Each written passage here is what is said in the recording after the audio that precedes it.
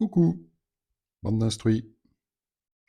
Pendant que vous peignez la girafe, le loriot siffle et le manchot jabote. Si, si. Quant à notre girafe, elle mugit. Eh oui. Mais elle ne fait pas que ça. Notre girafe, elle pond également. Métaphoriquement parlant, bien entendu. Mais je veux dire par là qu'elle crée.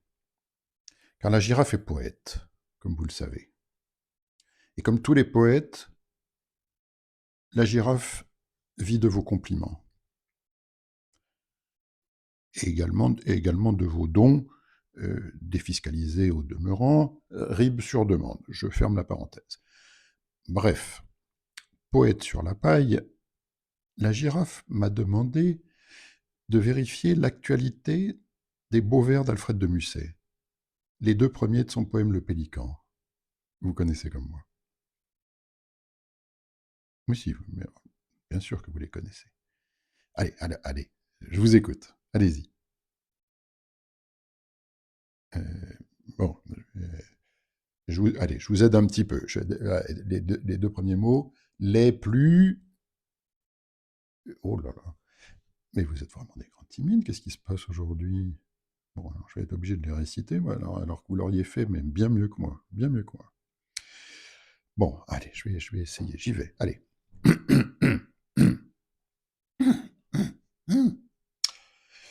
Alfred de Musset, Le Pélican. Les plus désespérés sont les chants les plus beaux, et j'en sais d'immortels qui sont de purs sanglots. Excusez-moi. Excusez-moi. Bref. Comme Musset, la girafe m'a demandé de vérifier l'état des champs. Pas les champs du cygne, non. Non, non, ça, on n'a pas les moyens. Non, non, plutôt les champs d'à côté. Et comme le pays de Caux était pas loin, même à côté, je m'y suis hâté. On dirait que ça vous gêne que je marche dans la boue. Non? Ah bon, tant mieux, tant mieux. Premier constat, Musset a complètement raison. Des beaux champs, il y en a plein. Mais alors plein. Mais, ils n'ont pas l'air désespérés du tout, les champs du pays de Caux. Mais alors vraiment pas désespérés. Et à quoi est-ce qu'on reconnaît un beau champ, à votre avis?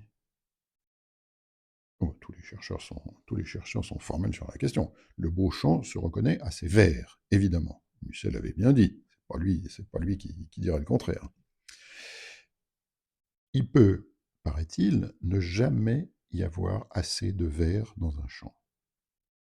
Il en faut plein. La nature ne connaît pas le vers de trop.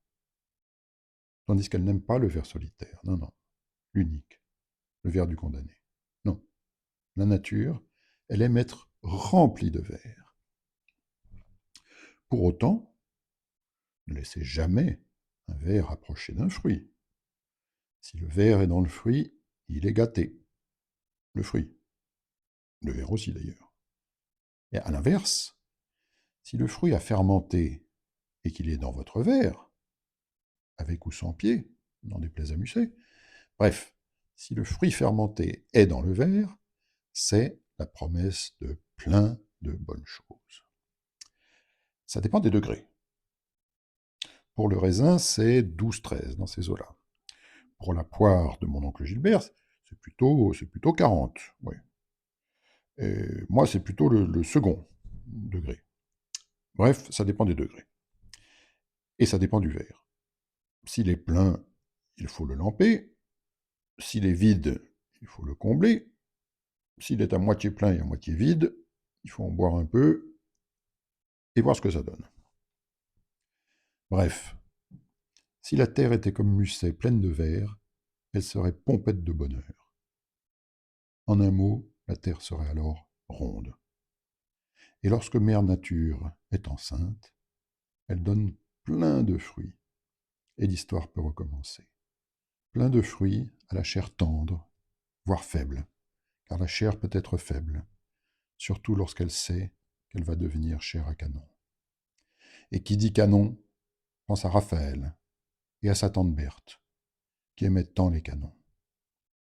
Bref, tel Saint-Lazare, je m'égare un peu, mais c'est pour mieux semer le bon grain et l'ivresse. La messe est dite, le chant sera grégorien ou ne sera pas.